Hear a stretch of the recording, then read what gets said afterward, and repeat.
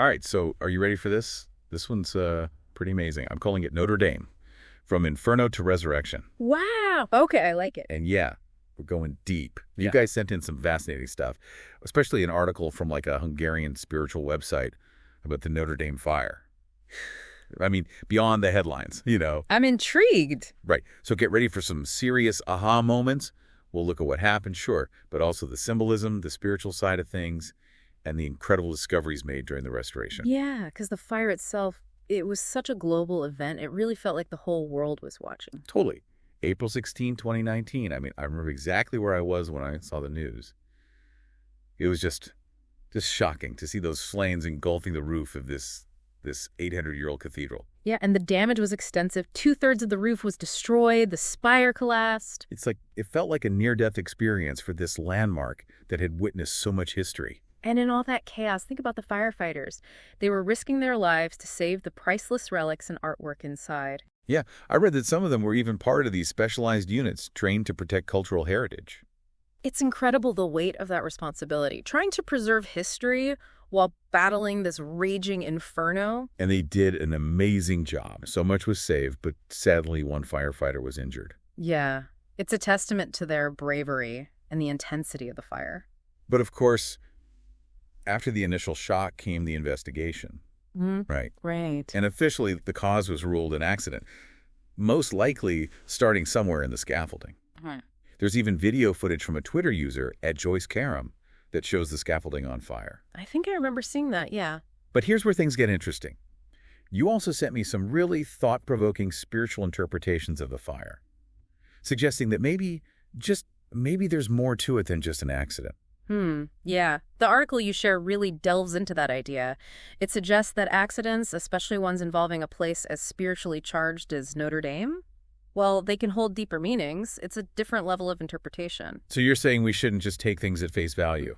Okay, so let's unpack that a little. We should probably start with the name itself, right? Notre Dame translates to Our Lady, referring to the Virgin Mary. Right off the bat, that connects the cathedral to a powerful figure in Christianity. So the article proposes that the fire could be seen as a spiritual attack on Christianity itself. It does, but that doesn't necessarily mean someone intentionally set the fire, like some kind of arson. Oh, I see. It's more about the possibility of other forces at play. Exactly. Perhaps influencing events on a level we don't fully understand. So like an accident with a sort of supernatural nudge behind it. Or maybe some kind of vulnerability in the cathedral's spiritual defenses that was exploited. It definitely raises some interesting questions. It really does.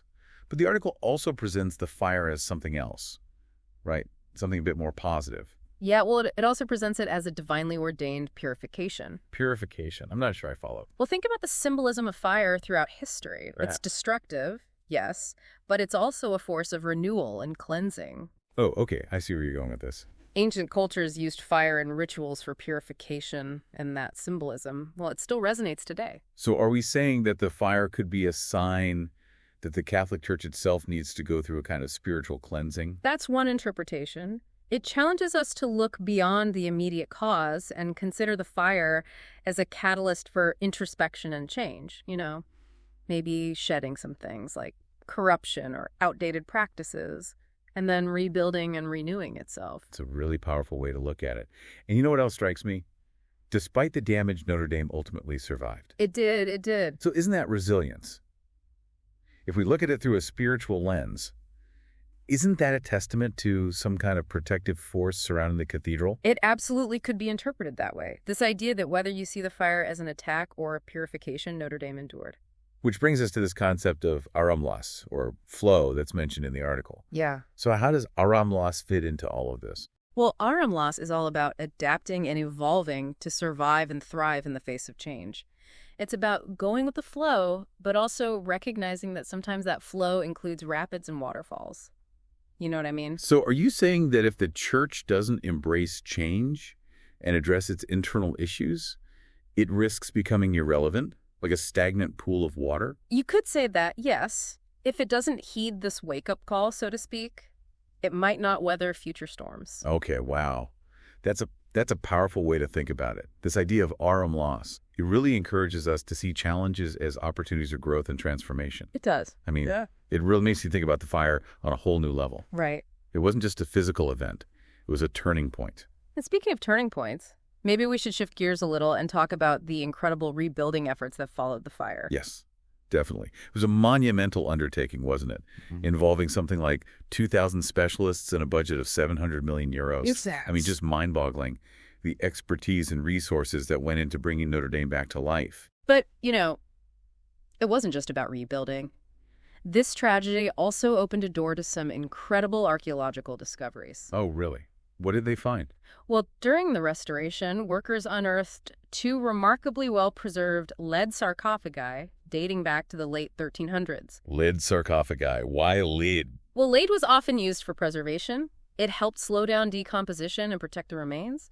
Plus, it was also a sign of wealth and status, indicating that these individuals were likely from the elite of their time. So not just anyone's buried in lead. These were like time capsules offering us a glimpse into the burial customs of medieval France. Exactly. And through meticulous research, we now know who was laid to rest in those ancient coffins. Okay, I'm on the edge of my seat. Who were they? One sarcophagus contained the remains of Antoine de la Porte, a high-ranking church official who died in 1710. Wow. The other held the remains of a young nobleman, identified as a horseman because his skeleton showed evidence of prolonged riding. A horseman.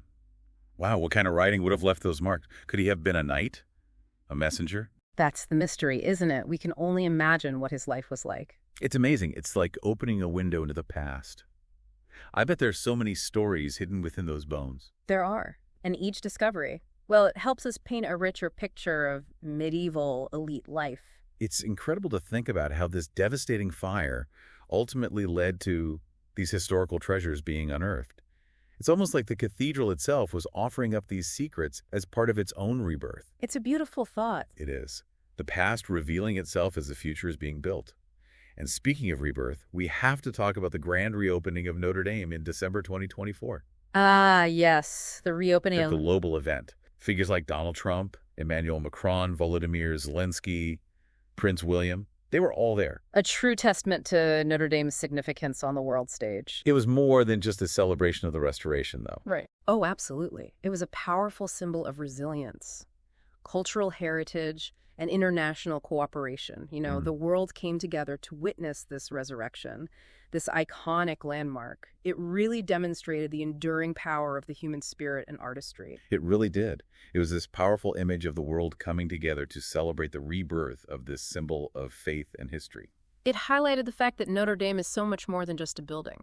Exactly. It represents something that transcends individual beliefs and backgrounds. It speaks to our shared humanity and our capacity to overcome adversity. It really does.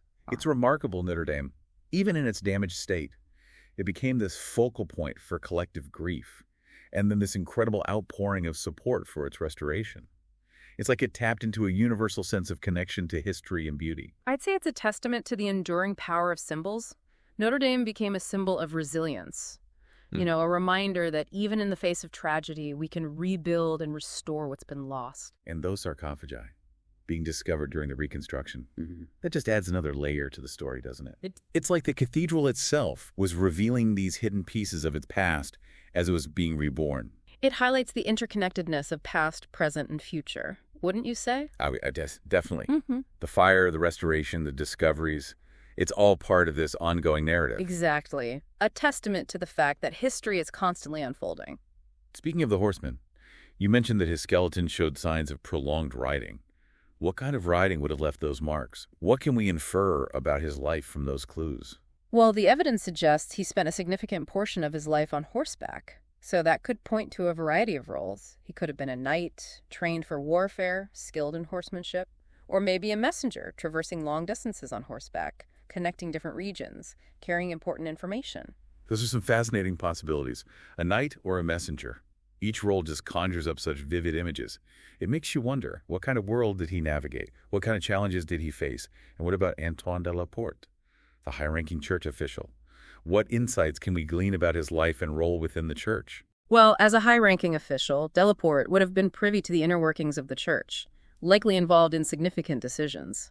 And his burial within Notre Dame, in a lead sarcophagus, Well, it speaks to his status and influence.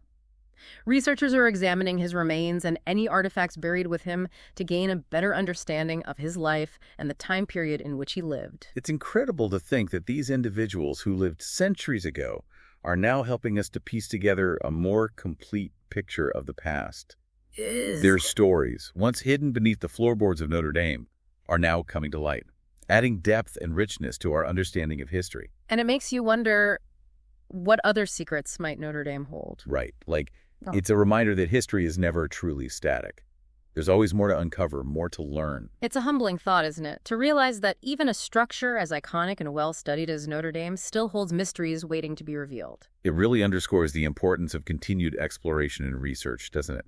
Not just in archaeology, but in all fields of study. There's always something new to discover. Something that can shift our perspective and deepen our understanding. Curiosity and a thirst for knowledge are essential for pushing the boundaries of what we know and how we understand the world around us. Well said.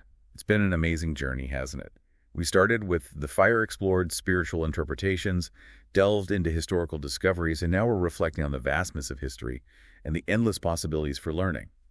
This deep dive has really shown how interconnected everything is. It has. And it's a perfect example of why we do these deep dives in the first place. We go beyond the surface, we explore multiple perspectives, we uncover connections, and hopefully we spark new curiosities along the way. And for you listening, I hope this is giving you a deeper appreciation for Notre Dame, not just as a beautiful building, but as a symbol of history, faith, and the enduring power of human creation. It's a place that has witnessed centuries of human drama, from triumphs to tragedies, and it continues to inspire awe and wonder in all who visit. You know, it's like you said earlier about harmonious, this whole experience, from the fire to the discoveries to the reopening, it's all part of this ongoing flow. This evolution of the cathedral's story. And it's still unfolding, even now. Exactly. And it reminds us that change is inevitable. Our ability to adapt and evolve is essential for not only survival, but also for growth. It's a powerful message, and one that resonates far beyond the walls of Notre Dame. It speaks to our own personal journeys, the challenges we face, and the resilience we find within ourselves to overcome them. And perhaps it inspires us to think about how we can contribute to the ongoing story of humanity. What will we create? What will we preserve? And what legacies will we leave behind? That's a profound thought and a perfect note to end on. So, as we wrap up this deep dive into the Notre Dame fire and its aftermath, I am left with a sense of awe at the cathedral's resilience, gratitude for its survival, and a renewed appreciation for the power of the human spirit. And a reminder to keep exploring, keep learning, and keep seeking out those experiences that connect us to something greater than ourselves. Couldn't have said it better myself.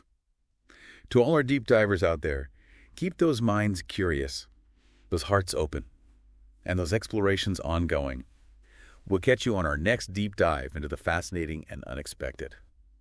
And what really struck me, especially after seeing the footage of the reopening, was the outpouring of emotion from people all over the world. It was like this collective sigh of relief. Definitely. This shared sense of joy that Notre Dame was back. It's amazing, isn't it, how physical spaces can become these repositories for such powerful emotions and memories. It really is. You know, walking through a place like Notre Dame, especially after this resurrection, it's like stepping into a living tapestry of history, spirituality, and human resilience. It really is. It's more than just bricks and mortar. It is. It's a testament to the human spirit's ability to create, to endure, and to rebuild, even in the face of unimaginable loss. And it allows us to connect with something larger than ourselves, wouldn't you say? I would. Whether you're drawn to the artistry, the history, or the spiritual significance, Notre Dame has this way of transcending individual perspectives and touching on something universal.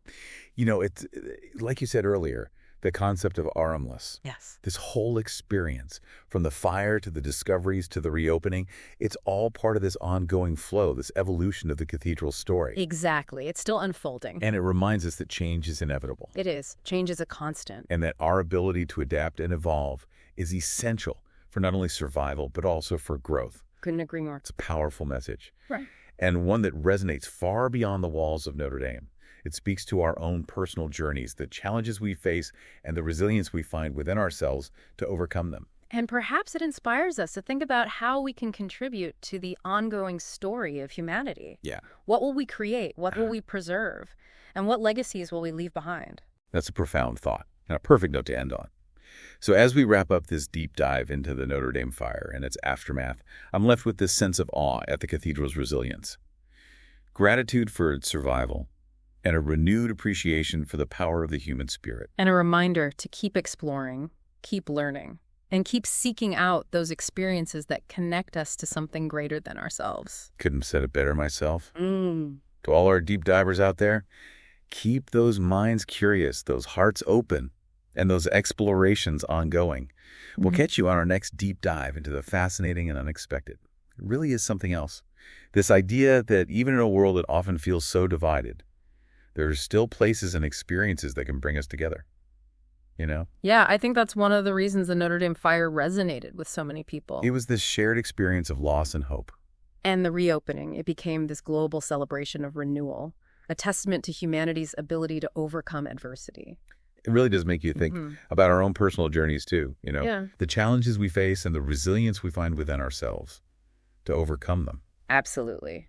We all have our own fires to fight, our own battles to win. And it's in those moments when we're pushed to our limits that we discover our true strength, our capacity for growth and transformation. It's like that old saying, from the ashes we rise. I love that.